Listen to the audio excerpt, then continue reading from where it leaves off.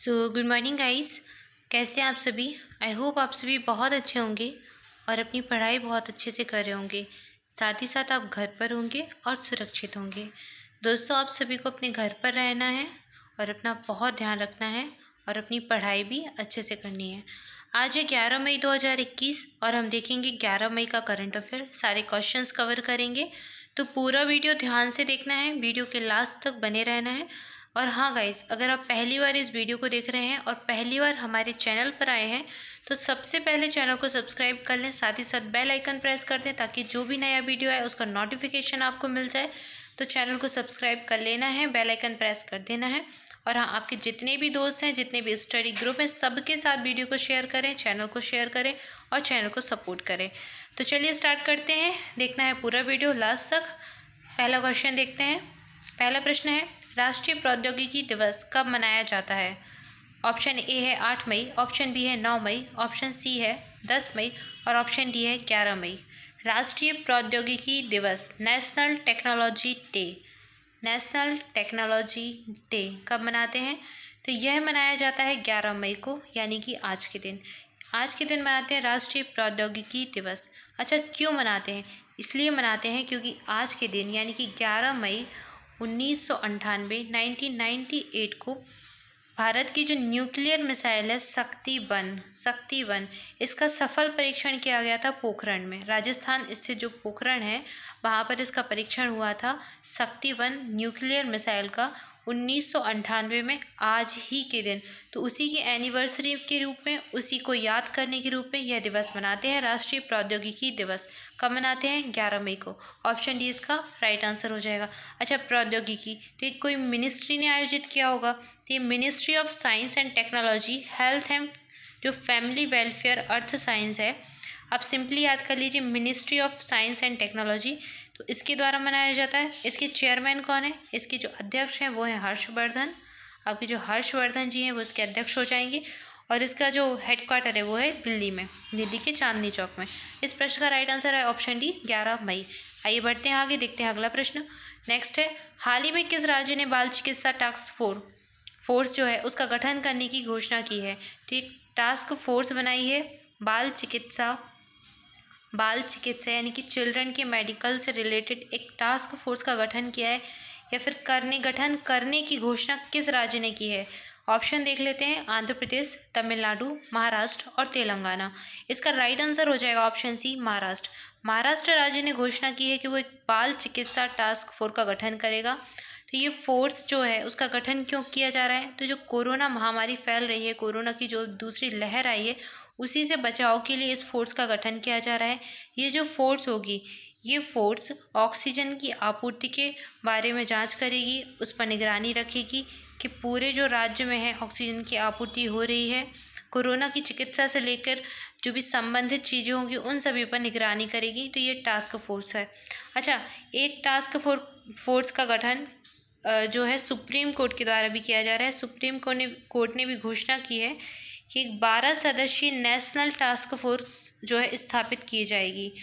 तो supreme court ने corona virus की जो दूसरी लहर है उसके महाप्रकोप से बचने के लिए ये 12 सदस्यीय नेशनल टास्क फोर्स जो है स्थापित करने की घोषणा की है। तो एक टास्क फोर्स बनाई जाएगी जो है सुप्रीम कोर्ट के द्वारा, सुप्रीम कोर्ट के द्वारा। तो ये नेशनल टास्क फोर्स होगी।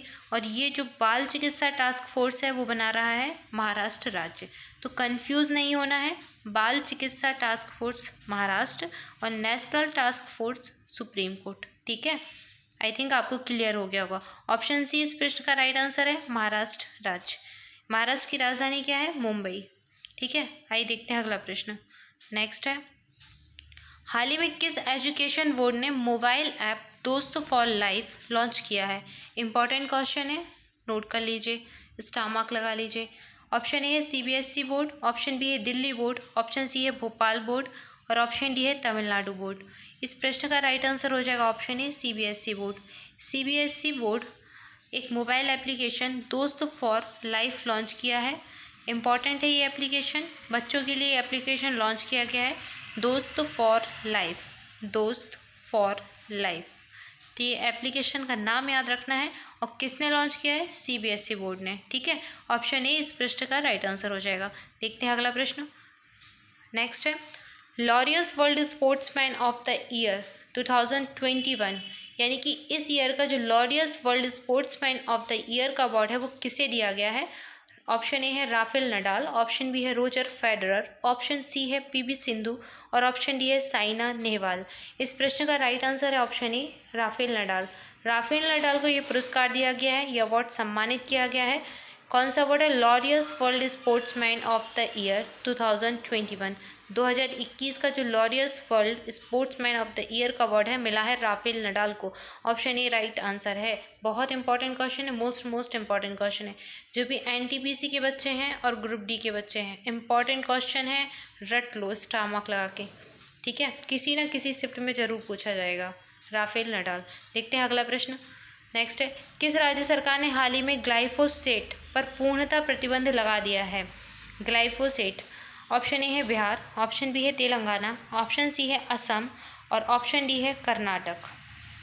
तो प्रश्न में आपसे पूछा जा रहा है कि कौन सा ऐसा स्टेट है जिसने ग्लाइफोसेट पर प्रतिबंध लगा दिया है। इस प्रश्न का राइट आंसर हो जाएगा ऑप्शन बी तेलंगाना। तेलंगाना राज्य ने ग्लाइफोसेट पर पूर्णतः प्रतिबंध लगा दिया। अच्छा, ग्लाइफोसेट होता क्या है, आप सोच रहे होंगे क्या है। तो ये एक कीटनाशक है जो कि खरपतवार को मारता है।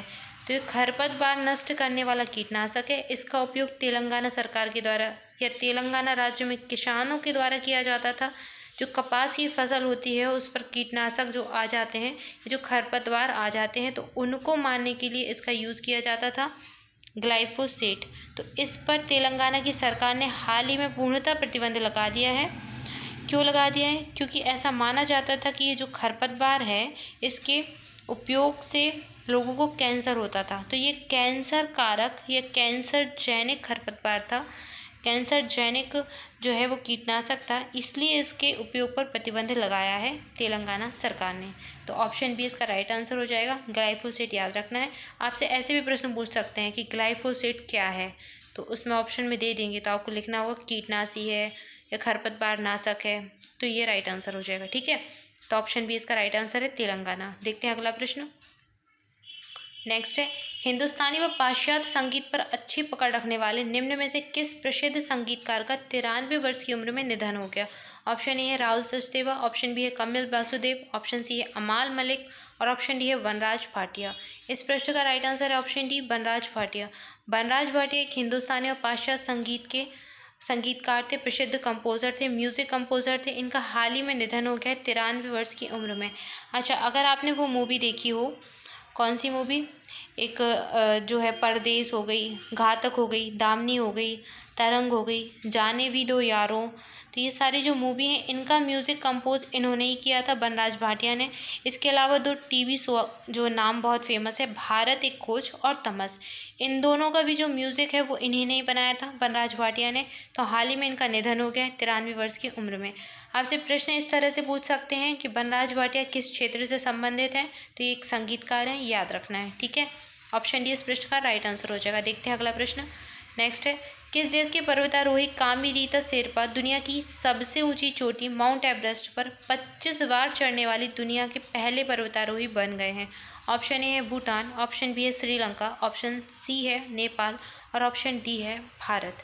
इस प्रश्न का राइट आंसर है ऑप्शन सी नेपाल।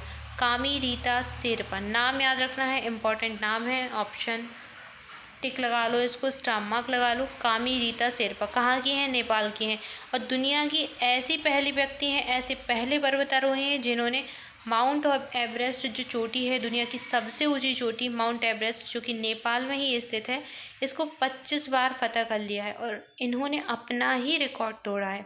2019 में इन्होंने इसको 24वीं बार फतह किया था, 24th टाइम, और एक ही महीने में 2 बार ही गई हैं, एक बार तो माउंट एवरेस्ट पर। तो इन्होंने अपना ही रिकॉर्ड तोड़कर अब इसको 25वीं बार भी फतह कर लिया है।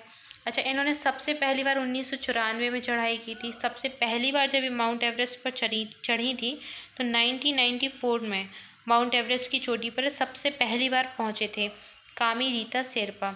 ऑप्शन सी इसका राइट आंसर हो जाएगा, नेपाल में। माउंट एवरेस्ट चोटी कहाँ पर स्थित है, नेपाल में ही स्थित है और दुनिया की सबसे ऊंची चोटी है। ठीक है, तो ऑप्शन सी इसका राइट आंसर हो जाएगा। देखते हैं अगला प्रश्न। नेक्स्ट हो जाएगा, हाल ही में किस राज्य सरकार ने साहित्य के लिए प्रदान किए जाने वाले मनोज दास अंतर्राष्ट्रीय साहित्य पुरस्कार को शुरू करने की घोषणा की है? ऑप्शन आपसे प्रश्न में पूछा जा रहा है मनोज दास अंतर्राष्ट्रीय साहित्य पुरस्कार कौन सा राज्य प्रदान करेगा? ऑप्शन ए है ओडिशा, ऑप्शन बी है बिहार, ऑप्शन सी है पंजाब और ऑप्शन डी है तमिलनाडु। इस प्रश्न का राइट आंसर हो जाएगा ऑप्शन ए ओडिशा। उड़ीसा सरकार के द्वारा ये पुरस्कार दिया जाएगा। इसको देने की घोषणा की गई है मनोज दास अंतर्राष्ट्रीय साहित्य पुरस्कार। अच्छा, ये अंग्रेजी भाषा के साहित्यकारों को दिया जाएगा।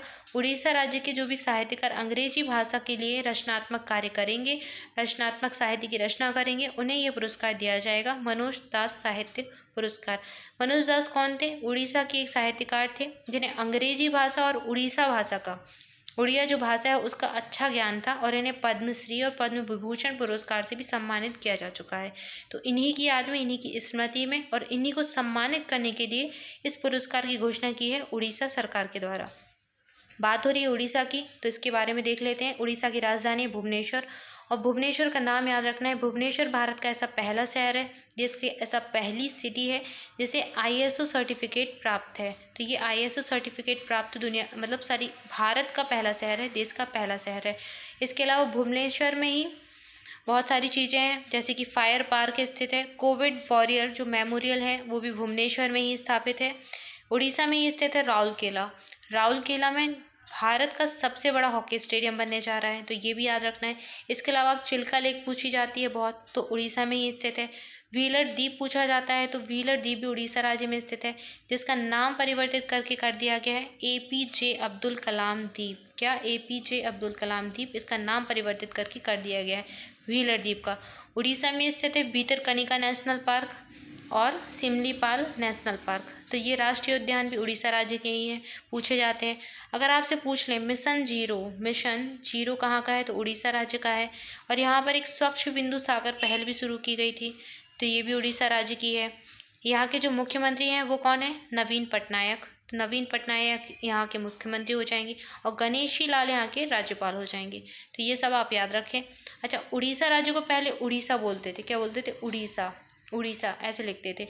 इसका नाम परिवर्तित कर दिया करके किया ओडिशा, ओ कर दिया गया। और ये कब किया? ये किया 2011 में। 2011 में 113वां संविधान संशोधन है, उसके तहत इसका नाम बदल के कर दिया गया था ओडिशा। उड़ीसा से ओडिशा कर दिया, तो ये भी याद रखिए। ठीक है, तो उड़ीसा राज्य से संबंधित इतनी जानकारी आपको याद रखनी है। देखते हैं अगला प्रश्न। ऑप्शन ए इसका राइट आंसर था। नेक्स्ट है, हेमंत बिस्वा शर्मा को किस राज्य का मुख्यमंत्री नियुक्त किया गया है? ऑप्शन ए है तमिलनाडु, ऑप्शन बी है असम, ऑप्शन सी है गोवा और ऑप्शन डी है कर्नाटक। इस प्रश्न का राइट आंसर हो जाएगा ऑप्शन बी असम। असम राज्य के मुख्यमंत्री नियुक्त किए गए हैं। अभी आपने देखा था हाल ही में चुनाव भी हुए थे असम में, तो ये NDA की सरकार से हैं, NDA की पार्टी से हैं। 2016 में ये NDA की पार्टी में आए थे, इसके पहले ये कांग्रेस की पार्टी में थे। तो ये हेमंत बिस्वा शर्मा अभी कहाँ के मुख्यमंत्री बन गए हैं? असम के मुख्यमंत्री बन गए हैं।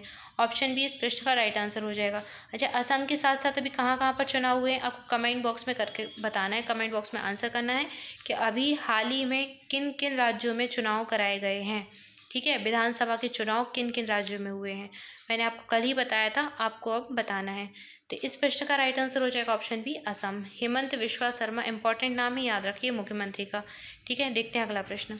नेक्स्ट है, सऊदी अरब ने हाल ही में भारत और किस देश के मसले सुलझाने के लिए वार्ता का आह्वान किया है?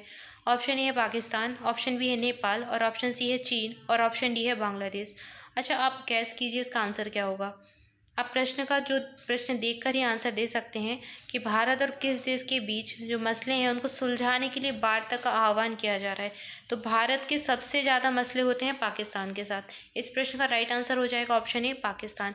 तो सऊदी अरब ने अभी हाल ही में आह्वान किया है एक वार्ता का, भारत और पाकिस्तान के बीच जो मसला है, जैसे भारत और पाकिस्तान के बीच कश्मीर की समस्या बहुत होती है, तो कश्मीर की समस्या को सुलझाने से लेकर और भी जो भी समस्याएं हैं उन सभी को लेकर भारत और पाकिस्तान के बीच जो मसले हैं उनको सुलझाने को लेकर सऊदी अरब के जो प्रिंस हैं उन्होंने एक वार्ता का आह्वान किया है।